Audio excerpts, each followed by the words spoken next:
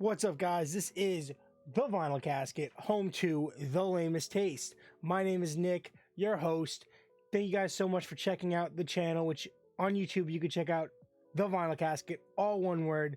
We can subscribe, like, and comment. Hit the bell for much, much more, from trailer reactions to TV and movie show reviews, as well as weekly comic book reviews, and every once in a while, album, manga, anime, all sorts of stuff. Leave me something you want me to react to or do in the comments, and we'll work on it. With that being said, this is a little bit late, but this is episode 2 of House of the Dragon, HBO original HBOmax prequel series that follows up and leads into Game of Thrones. If you don't know, obviously big Game of Thrones fan. I got a Stark flag behind me. I got a Jon Snow statue over there. I got a bunch of pops. Daenerys riding the dragon, the Drogon, Jon Snow, stuff like that. So I've always been really invested in the series. I got in around season 3. And if you watch my previous review and my trailer reactions, I did 2 trailer reactions leading up, and I did a pretty late review of episode 1. Episode 3 comes out later tonight. Tuesday will most likely be a video on my YouTube channel about that episode. Trying to catch up. Haven't really had the chance to, but episode 2.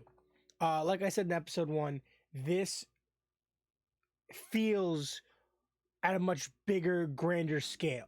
Like and that's not to say Game of Thrones didn't feel big, because it did. Game of Thrones felt massive, but this made a massive show feel even bigger. It's 175 years previous. And it's just so interesting to see this. It's just so interesting. I just want to make sure I say the date. So yes, episode 2 came out August 28th. Today on September 4th will be episode 3. The name of this episode was The Rogue Prince, and that was, I feel like, wasn't even like the main focal point. Like, it was a background like storyline that people were talking about, and then it gets to that like climactic scene of the episode that leads to the end, and it's because the king's brother, which I'm terrible with these names, Damon, the king's brother, Damon, basically gets kicked out of King's Landing and sent away, and he goes, and instead of going where he was supposed to go, he goes with his dragon, and he kind of takes over this like place. It's like, I believe it's like a legacy location for like the Targaryens, and is like claiming that he impregnated someone. He's taking a second wife, and he wants the dragon's egg, and he's trying to claim the dragon's egg, and the king's hand and everyone are like, no, no, no, no. And then the princess shows up. Stay like the top build cast. Like, what the heck? What is her name? See, that's my problem, is that I'm really bad with all these names.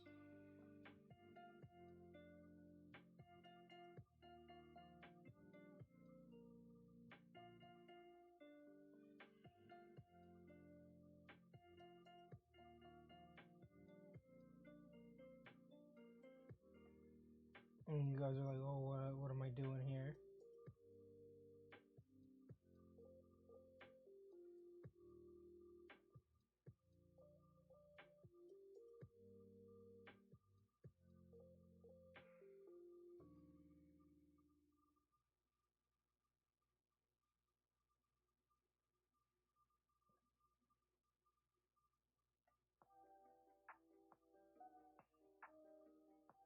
Alright, whatever. I'm not gonna even try to say the names, because it does not want me to. But yeah, the the daughter, the heir, the soon to be queen, the princess, flies in on her dragon, which is sick. Comes over there, starts spewing some badass stuff, throwing down, and basically diffuses the whole situation. And when she gets back, her dad's like, "What the heck?"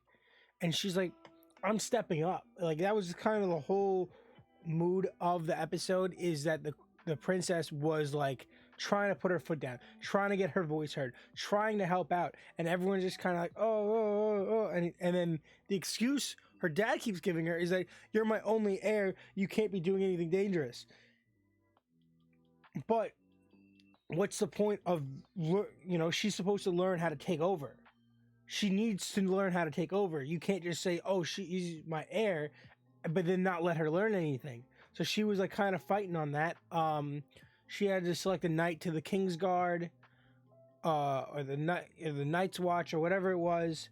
And she like gets there, and they're like, this head knight and the hand of the king are trying to like persuade her for like these people that have like political connections that will strengthen their bonds and make those choices, political choices. But she's like, "Does any of them have any war experience?"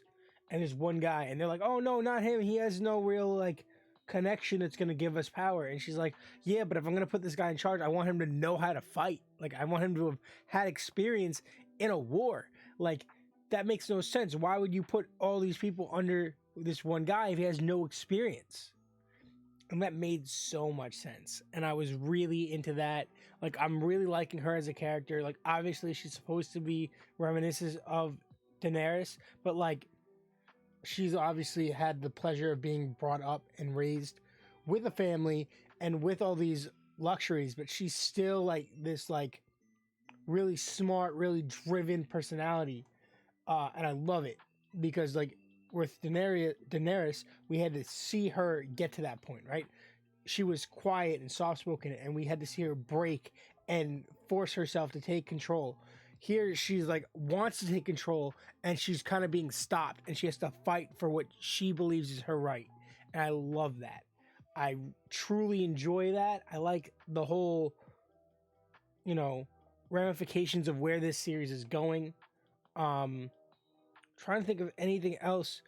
The whole crab thing is gonna lead up to something really cool. I really like that end scene.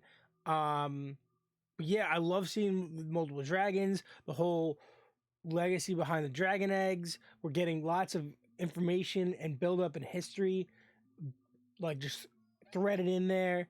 Oh, and her dad announces that he's going to marry her best friend. Like, what? That was cool. Because they were trying to get his cousin, and the dude that operates all those ships was trying to get him to marry their daughter, which is his niece, and also 14.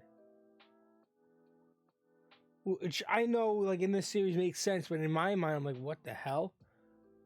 But yeah, I really like that. So this is a solid episode. I think it ties with episode 1. Out of 5, I'm gonna give this a 4. Pretty solid episode. Obviously, technically speaking, everything is really good. All the editing, all the CGI, everything's solid. Camera movements, lighting, everything's really good. And I really like it. I really like this show, and I'm excited to talk about episode 3 later this week. So thank you guys so much. This is the Vinyl Casket, home to the lamest taste.